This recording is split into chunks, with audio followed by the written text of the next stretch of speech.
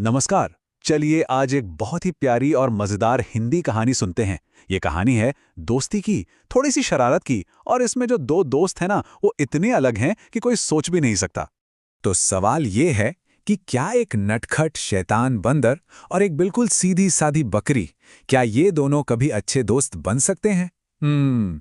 चलिए आज की कहानी में इसी सवाल का जवाब ढूंढते हैं। तो ठीक है, कहानी शुरू करते हैं और सबसे पहले मिलते हैं हमारे इन दो खास किरदारों से। तो देखिए, हमारी कहानी के जो दो हीरो हैं वो एक दूसरे से एकदम अलग हैं।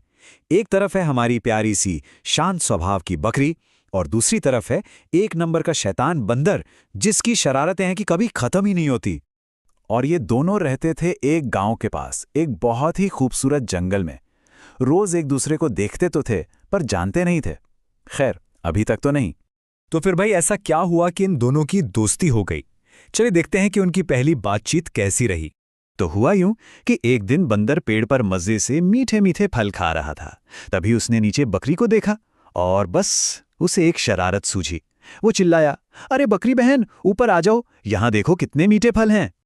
लेकिन बकरी ने जो जवाब दिया ना, वो बड़ा मजेदार था।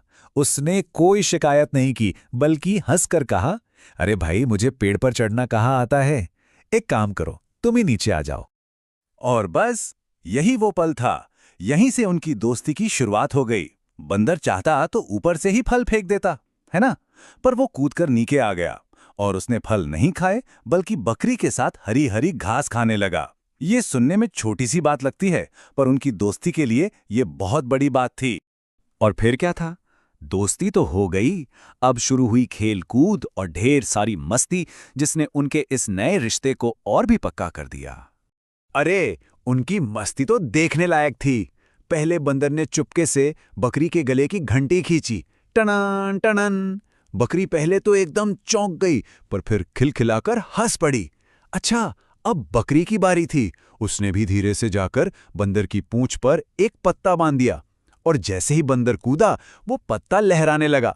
बस फिर क्या था, दोनों हंसते हंसते जमीन पर लोटपोट हो गए। देखिए, ये वो वाली शरारत नहीं थी जिससे कोई परेशान हो जाए। नहीं, ये तो वो प्यारी वाली मस्ती थी जो दिलों को और करीब लाती है।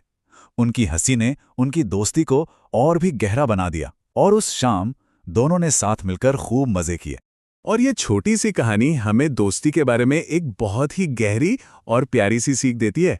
और यही है इस कहानी की सबसे खूबसूरत बात, कि दोस्ती सिर्फ बड़ी बड़ी बातों का नाम नहीं है। दोस्ती में थोड़ी सी शरारत और ढेर सारी हंसी बहुत जरूरी होती है। यही छोटी छोटी चीजें हैं जो दोस्ती को हमेशा ताज़ा और जिंदा रखती हैं। तो जाते जाते एक सवाल सबके लिए, जरा अपनी दोस्ती के बारे में सोचिए, क्या उसमें भी ऐसी छोटी छोटी शरारतों और बेमतलब की हंसी के लिए जगह है?